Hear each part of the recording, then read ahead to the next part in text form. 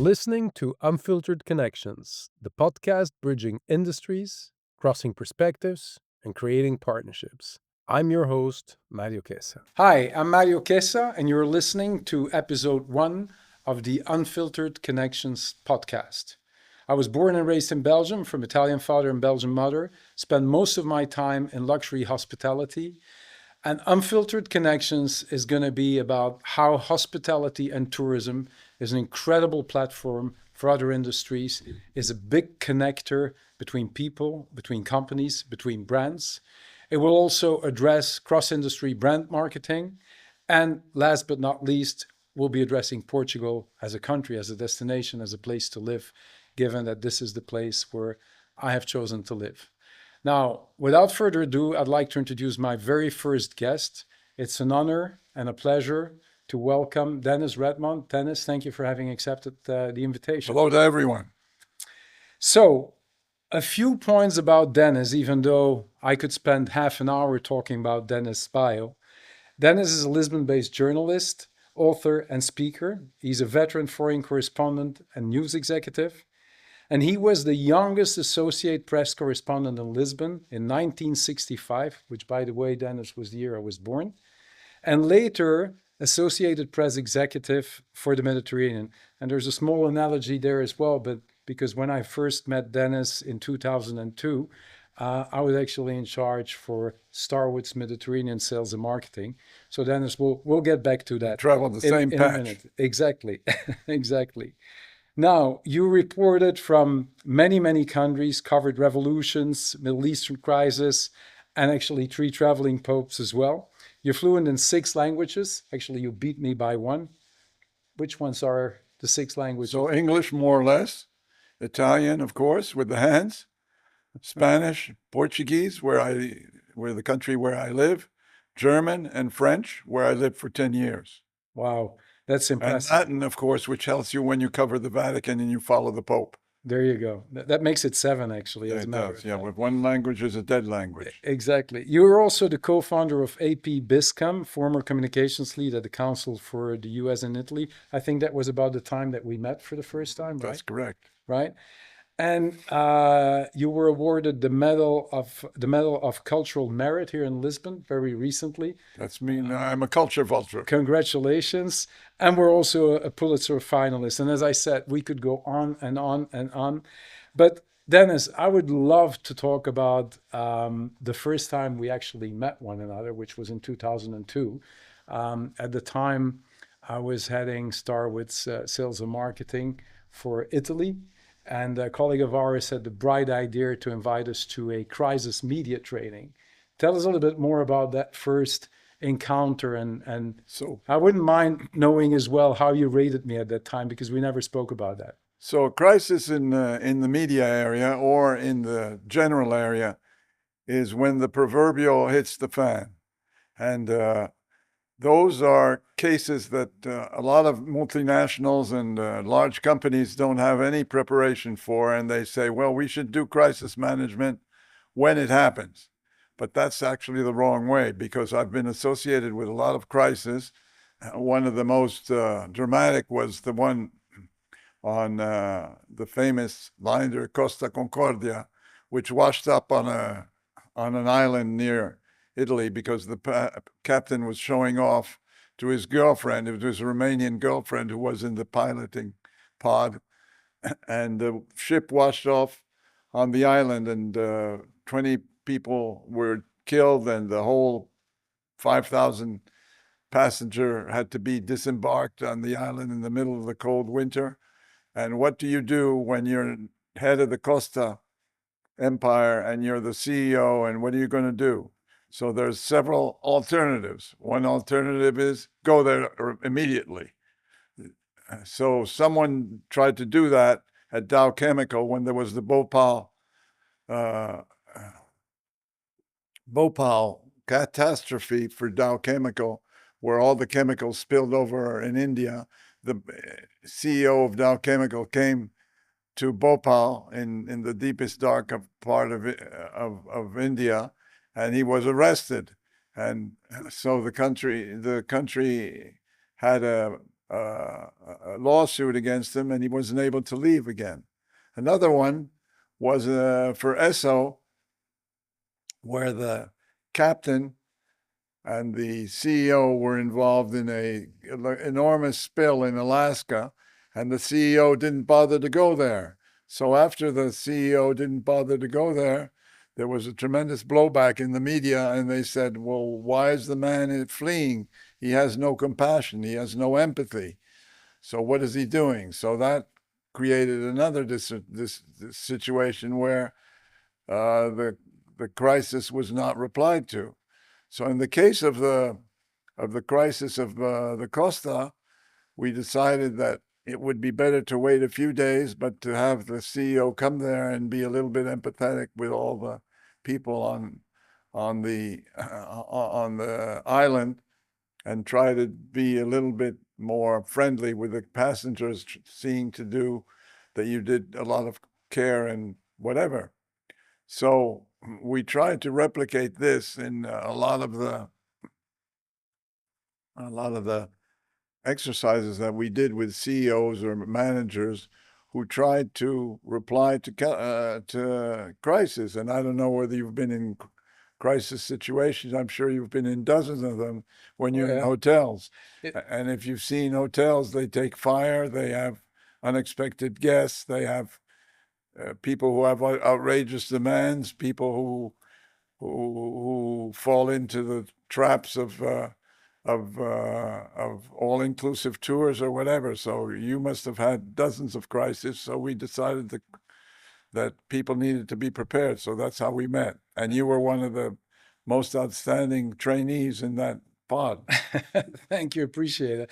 I remember having cameras in my face after an hour of introduction, and I have to say it was incredibly useful as well, because yes, like you say, hospitality is full of surprises, and crisis is a very common word in the vocabulary of executives that work in hospitality industry. So that's ultimately how we met. And again, making the link to Unfiltered Connections. The reason I really wanted you, Dennis, as a first guest is basically because Unfiltered Connections, as I said, is all about hospitality, tourism, and how it connects people with other industries. And we'll have many more guests that will be addressing sort of these unhidden connections. But today we want to talk about journalism and your take on hospitality and tourism, both as a user, because ultimately you've extensively traveled around the world, but also from a correlation point of view. What are sort of touch points between hospitality and what you've been doing, which is basically being a journalist and a correspondent throughout your life? So when you're a correspondent, you travel all over the world. And usually when there isn't a crisis, you're going in the other direction. The people from the crisis area, they're all taking the airplanes or the planes or the buses or the boats, and they're fleeing from their area where the crisis is taking place. The people who are going in the other directions are the stewardesses and the stewards and the journalists who are going in. So we're coming in on the empty planes, and we're facing extreme solutions, whether they're war, floods, earthquakes, coups, etc. We always are coping with that. So in my career, I've had a lot of extreme solutions and extreme Murphy's laws that take place. I can tell you three of them. One of them was in Georgia, in those days, USSR. Another one was in Japan, and a third one was in Nigeria. So the one in Georgia was we arrived. We were a group of 200 journalists going on a destination tour, and we were waiting to get our rooms. And of course, we were waiting to get our rooms. They had these keys with the little knobs attached to them. They were so excited about having a group of 200 journalists that they had just painted out the knobs of the doors and of the keys, and so your hands stuck to the key. And then we went to the rooms, and there was sloping. We went into the showers, and there was a sloping shower stall with the drain at the top of the slope. So the water was obviously slipping back into the room. Oh my So God. that's one first lessons, which is a little bit of care and advanced planning. The second one was Nagano, where we were also a group of 200 journalists, people who ski around the world, and that was in Japan, where there are ski areas, believe it or not, but it was just the start about it about 25 years ago. Well, they Uh, had Winter Olympics in Japan and too. they had the Winter Olympics.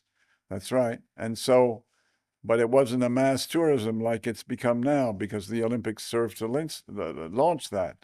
So we arrived there, and at around 6 o'clock in the morning, we had a Japanese voice waking us up from our sleep, telling us what we should do. So obviously, because there was no experience in international tourism. You don't quite wake up your guests in that. So another lesson there was location, location, location. Make sure that you have a common language which links you to your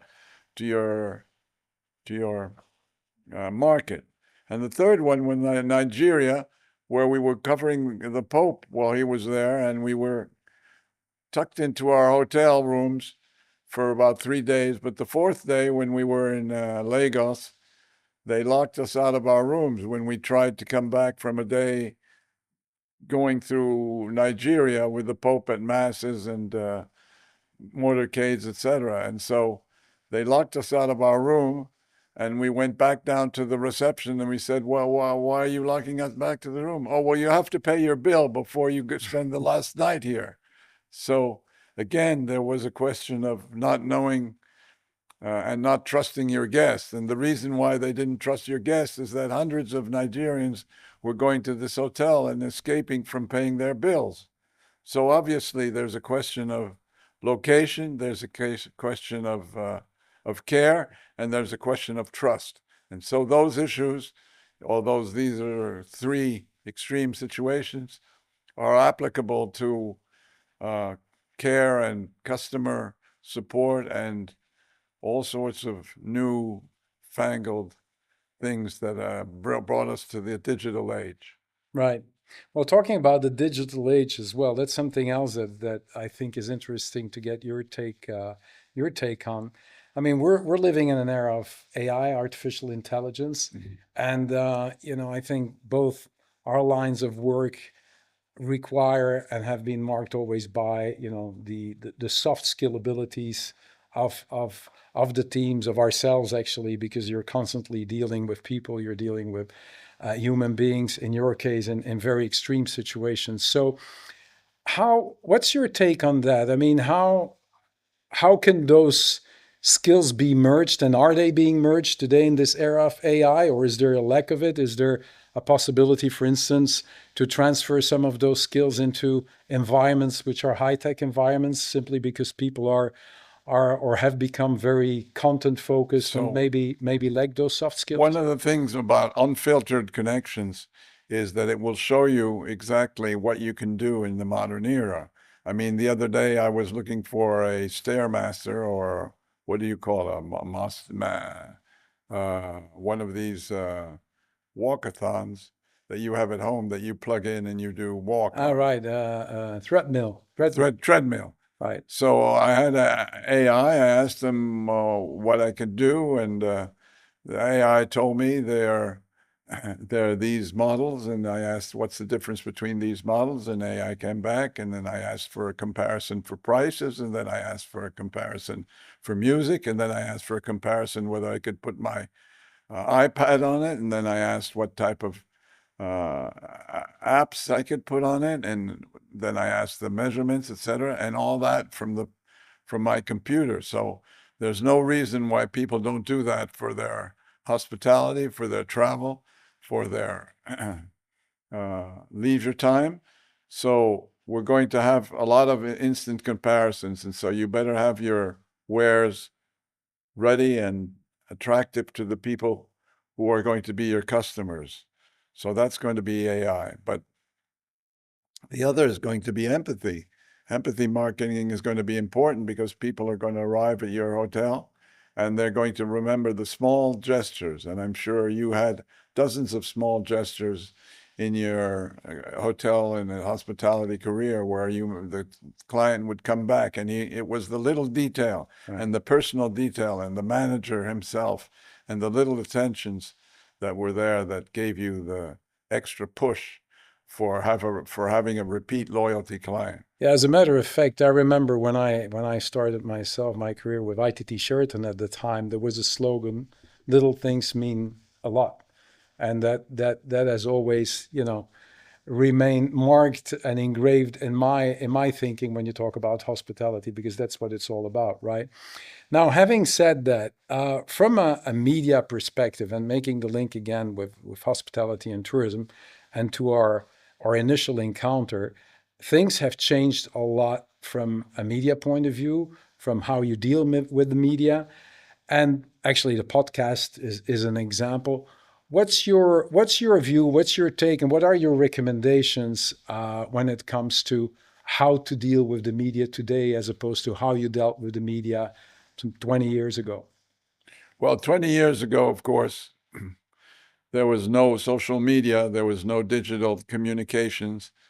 Most of it was pen and paper and magazines and newspapers and a little bit of radio. It's a little bit of television, but not too much. So now you're going to have to deal with the whole panoply of vehicles. And so you're going to have to push on those 4 or 5 vehicles: radio, voice, video, marketing, peer-to-peer, social media, etc. So if you don't ride every horse, then you're not going to do anything. So if you have those situations, then you can easily push your brand to the areas which are most unexploited. So, for example, there's all sorts of tourism. There's not just one type of tourism. There's business tourism and leisure tourism, of course, but then there's specialized tourism. Here in Portugal, for example, most of the people that come to Portugal, and this is an unknown fact, are coming here for religious reasons. They're going to Fatima. Fatima has millions of people. Portugal is a nation of 10 million people. It has 60 million tourists. About 1/3 of those people are going to Fatima because they're going there for religious reasons. And the same thing holds for Rome, and the same thing holds for Bahia in Brazil, and the same thing holds for Mexico City. That's religious tourism. These people only go there because their faith takes them there. And then there's other types of tourism, which is medical tourism. You will go there to medical tourism either because you want to have a new hairdo, or you want to have artificial insemination, or you want to go and have aesthetic surgery or plastic surgery. And so you're going to go to Brazil or Turkey. And that's another type of sector. So these tourisms have been broken up in sectors and in segments. And so you will definitely have to address them in more specialized publications. And so in the media area, this means that you're going to have to go through medical magazines. You're going to have to go through doctors. You're going to have to go through doctors' offices. You're going to go on podcasts. You're going to see what the sicknesses and the illnesses of people are. So they go there and they get themselves a hair implant like I need, or something like that. Interesting take. And having said, having given some examples, what sort of rings a bell immediately to me is the cross-industry approach, in the sense that today you can tap into many other industries to get to customers for hospitality and tourism. And Portugal is no exception to that, considering that tourism has been booming, but right now there's also a tendency to tap into new market segments. So having been in Portugal way back and having come back, how do you see, what's your sort of take on how the country has changed, not only from a political point of view, but foremost from a point of view of, okay, living here as a foreigner is very different what it used to be. Tourism is very different from what it used to be. Tell us a little bit about how Portugal, you when they came here in 1965, was black and white. All the people were dressed in black or in white with their fish on their heads in their baskets. And it was a country that was completely undeveloped in tourism. And it was a country where people would go, oh, maybe they'd go to the Posada, which was the government-run hostels. Mm-hmm. And we went to there, and the prices were regulated, and people were going there. But it was also a country where Coca-Cola was forbidden because it was the great big American, not Satan, but the big American ally that could colonize Portugal. And Portugal already was coping with colonization. So it didn't want that. So you had to wait until after the revolution to have Coca-Cola. It also was a place where you couldn't even read Russian authors like Tolstoy or Dostoevsky or Pushkin. You couldn't have them because those were Russian. They were Russian. And Russian meant communism. And Russian meant communism. And communism Was was evil. was evil. And Right. that was what the Virgin Mary was supposed to chase away by appearing in Fatima in 1917 when the ugly Bolsheviks were in power in Russia. So that was Portugal. You couldn't build a skyscraper. The Estoril Sol in Estoril, which is that ugly looking building as you go into Cascais on the right-hand side, which has a lot of luxury housing now. That was the first skyscraper that Portugal built in the tourism area, if you can imagine. That was 50 years ago. It was also a country where there was not a single golf course. At least something the dictator did. It decided to, Salazar decided to invest in golf courses to try and attract the top 1 or 5% of the market. And it started building golf courses in the Algarve. And it was thanks to that that the Algarve then went by little from elite tourism to mass tourism and back to elite tourism. So that's how Portugal was doing in 1965. So, and the roads, of course, were not subsidized by the EU. So the EU wasn't paying the new bright and shiny highways that are all over the country and that has made Portugal the darling of the tourist industry. So that was that area. Now the Portugal is the paradise for the only for the tourism industry. It has elite tourism, it has beach tourism, it has country tourism, it has trekking tourism, it has enological, meaning wine and food tourism. It has all sorts of, it has global nomads, it has convention tourism. So it's a country that has diversified itself. And if you can imagine, I mean, this is a country with 10 million inhabitants, and there's 60 million tourists a year, meaning that one Portuguese is worth 6 tourists every year. Now, if you count that on the per capita tourism of even the tourist leaders like Italy, it's per capita much higher than other countries. And as a result, it's starting to feel a very serious problem with the over tourism, like so many countries. And so the people of Portugal are not squishing water pistols at people that are coming in like they do in Barcelona, but they're also getting tired of it and they're going on strike at the airport. So as a result, in the last few months, you've seen complete bedlam scenes at the Lisbon airport of people waiting as much as 3 or 4 hours in line for their passports, and you're finding a revolt of people there. So they're going in other directions. They're going to other tourist destinations. Well, I mean, when I hear you talking about the how it has evolved here, I want to share something as well with you, which is I was here for the first time back in the 90s, and I used to travel around the world promoting at that time the hotel that I opened, the Chateau Algarve, and I used to say Portugal is the best kept secret because at that time it was, That's I correct. would say, a secret still and not a very known destination, as opposed to now where I say, well, it's no longer the best kept secret, but it still has a lot of secrets. And to that point, one of the things that you just mentioned is that there's this issue which has really exploded in some cities like Barcelona, Amsterdam, of over tourism, and there's a lot of talk about it in Portugal today as well. on the one hand, I would say it's normal that these things happen because it's hard to control how tourism, evolves. But on the other hand, it's easy to point the finger at tourists, whereas it's the receiving end that should organize everything. Would you say that you've seen this throughout your career in other countries as well, where there's always the tendency to blame tourism for a lot of things, but ultimately who's to blame is the receiving end because things are not organized well.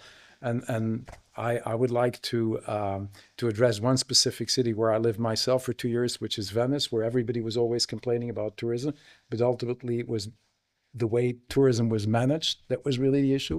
Would you agree to that? I mean, So there's an expression in Italian which means fare sistema, which means that everyone has to cooperate. And so the problem with Portugal is that now it's become so big and unwieldy that people are not doing the system together. So for example, you're always at the mercy of the catastrophe and the crisis. So for example, I told about the airport crisis and the over tourism there, how people are waiting 4 hours in line for their passports to be returned, even if you come from the Schengen area.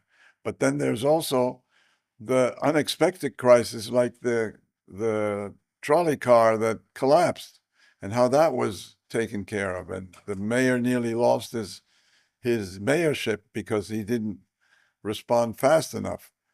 And now the famous trolleys of Portugal, there's still the number 28 that goes around the Lisbon, but the trolley of the funiculars are all stopped because they're trying to figure out what the problem was, and the problem was poor maintenance. So there weren't people who were accountable all along the chain of command, and so one sector of the tourist industry or of the hospitality can contaminate the other country, the other part. And as a result, there can be boomerangs. You can see that it's happening now in Paris. Look at what happened with the Louvre.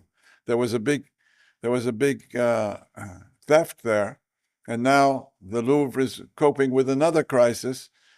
There's leaks all over the place, and there's floods, and all its artifacts have been damaged. And so why? Because the the floodlights and the projectors are trained on the Louvre, and everyone's looking at the Louvre, every single little thing that's happening. So all along the way, there has to be cooperation along the sectors, and so there has to be joint committees of people taking joint problems and having a joint approach to everything. And I think what you're underlying here is that there's really very often a lack of aggregation between tourism, hospitality, and other industries because it's one big ecosystem that benefits the country. And if they're not working together, it can lead to big problems, obviously. Now, having said that, and before we get into the let's call them quick and fun questions, for as far as Portugal is concerned, what do you see as the single biggest opportunity from a tourism point of view, whether it's a specific segment to address, whether it's just a general strategy as to, um, So I see what we see as the ideal plan? I see Portugal going a little bit the way of Italy. Italy had those famous towns, Venice, Florence, Rome, and then people weren't coming again because there were too many people in Rome, too many people in Venice, too many people in Florence. So what did people do? They either didn't come at all and they went to Spain or they went to France, or they tried to find new places. So I think in Portugal, I think the new opportunities will come because for the places that we call the places in between. And the places in between are the places in between of Porto and Lisbon, the Rural places in between areas, the rural areas, the mountain areas which people don't know, right? the very wild coast areas on the Atlantic. As long as people are discovering those areas, then I think the places in between is a good opportunity where you can also, and then all the sector tourism. I was, for example, in the Azores, and I saw a tremendous amount of people who were doing trekking. I didn't realize that there was a niche opportunity in the trekking area, and there's all sorts of things that are waiting to be explored there. For example, why don't you have the dress industry, the trekking dress industry and sports industry doing some marketing there? Because all you see is people climbing the areas of the mountains in the Azores and going up to the volcanoes or to the bubbling water springs, and they're there with their dresses and their shoes and no one is exploiting that area. So why don't you have an Azores type of dressing line, for example, rugged dressing I line? think you're spot on. You're sounding like a marketeer, and as a marketeer, I underline that. And I think the segmentation and the untapped opportunities there are, and I like the comparison you made with Italy, which obviously is a country that I know very well, and being Italian, having lived there, I very much relate to what you're saying. There's so many other things to see and to be done. Also in Portugal, there's so many new segments to tap into. You were talking about hiking, sports, motorbiking, and it's not necessarily meaning that these segments cannot provide, good monies and good returns at the country, I would even say. So I think Portugal has a lot going for itself. It should be managed properly, and people shouldn't be afraid to untap new opportunities. Now, let's wrap it up, Dennis, with a few questions. I would like you not necessarily to elaborate on every question, but to just give an answer as to what intuitively comes up. How many countries have you reported from? So I've reported from 80 countries, but that's only a coincidence because a lot of them I went to with the three popes, traveling popes. So they had a joke. There was, what's the difference between God and the Pope? And the answer is, well, God is everywhere, but the Pope's been there. So the Pope the Pope, and by that I mean John Paul II mostly. He was over 50 countries that he visited at least, and I was with him on many of those trips. And so I had the opportunity of seeing various places like the Malabo International Airport in Guinea, where there was only one red carpet in the whole country, which they rolled off when the Pope went, and they rolled it back up and went to the next stop of the Pope's trip and unrolled it, and the Pope went on one single back carpet for the whole time he was in the island. So some of these countries were just flags where we stayed a day or so. But in any case, seeing those places introduced me to hospitality, which you can't imagine. Once we were at a place in Porto Alegre in southern Brazil where they had the various types of journalists who were divided among language groups and sectorial groups. So the religious press was there with the Osservatore Romano and the Catholic press from the various countries. And these people were put they thought it was a hotel. They arrived and they saw there's no armadio, no cupboard, no place to hang your clothes. There was only a couple of nails and a couple of hooks. And then they were so exhausted, they said, okay, well, we'll go to bed. They went to bed. Before closing their eyes, they looked up at the ceiling. They saw there were mirrors at the ceiling. Well, what had happened is that they'd been put in the brothel because they couldn't find any hotel rooms. So So it was that's motel as opposed to hotel. motel as opposed to hotel. Right. And the Vatican had done that also without knowing. Interesting. Interesting. So two more questions before we end up with our first episode of the Unfiltered Connections podcast. One piece of advice you would give today to young journalists? Well, young journalists now have to do a lot of data. AI has to be your friend. You have to cope with statistics. You have to have the mind of a detective. You have to second guess what's happening in the ecosystem. and internationally. And you have to have a lot of cultural sensitivity to know what's happening. Some people don't know that, but for example, now with the Australian murder of the Jewish community at Bondi Beach in Sydney, the media did not have enough people to go there. They had to send people in from Korea, but for the first 24 hours, even the mighty New York Times or the newspapers, they had people who were on the other side of Australia, and there weren't people covering, so they were relying on social media. So the journalist needs to have statistics, data skills, and social media skills, and that was certainly not what was the case in my days. Okay. And last but not least, can I invite you back at some point to the podcast? Anytime there's a crisis, Dennis is here trying to make the way clear. Okay. Well, Dennis, we're going to wrap it up. Thank you so much for having accepted to be the very first guest at the Unfiltered Connections podcast. It was a real pleasure. It was a real honor having you here. And we're going to have many more guests to come. Stay tuned for the next episodes of Unfiltered Connections. And thank you for listening.